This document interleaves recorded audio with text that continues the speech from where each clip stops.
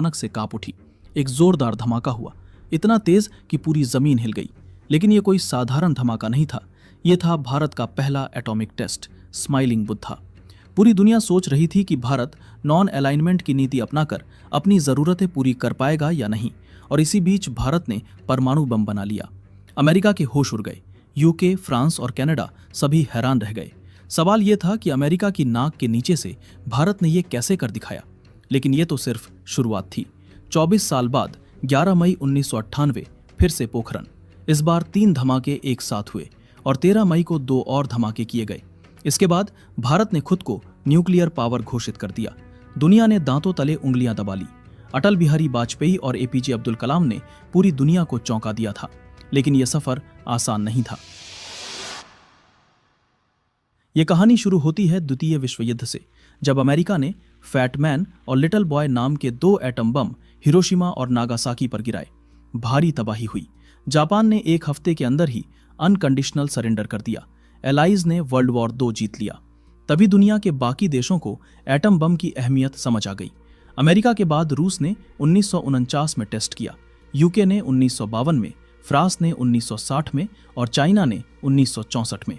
और उन्हीं दिनों हमारे देश के legendary scientist doctor Homi Jahangir Bhabha भी न्यूक्लियर रिसर्च पर काम कर रहे थे।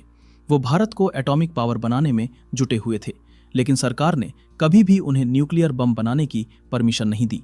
लेकिन उसी समय कुछ ऐसा हुआ जिसने पूरे भारत को हिला दिया। 1962 चीन ने भारत पर अचानक हमला कर अक्साई चिन पर कब्जा कर लिया था। भारत की हार हो गई। हजारों जवान शहीद हुए। 38,000 वर्ग किलोमीटर भारतीय जमीन चाइना के कब्जे में चली गई। और तभी 1964 में चीन ने अपना न्यूक्लियर टेस्टिंग भी पूरा कर लिया था।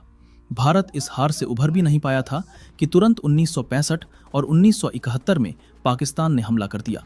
और तो और 1971 के युद्ध में ब्रिटिश नेवी फ्लीट अरब सागर से और यूएस नेवी बंगाल की खाड़ी की तरफ से भारत को घेरने लगी।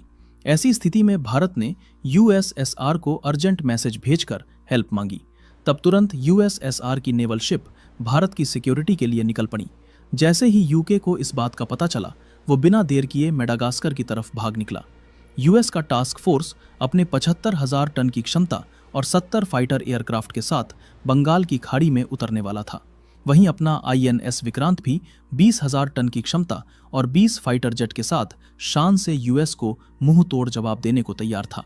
और यूएसएसआर के naval marine force, cruiser destroyer और न्यूक्लियर वॉरहेड्स भी भारत के सपोर्ट में आकर खड़े हो गए। तब जाकर यूएस की नेवल फोर्सेज ने बे ऑफ बंगाल में प्रवेश नहीं किया और यूके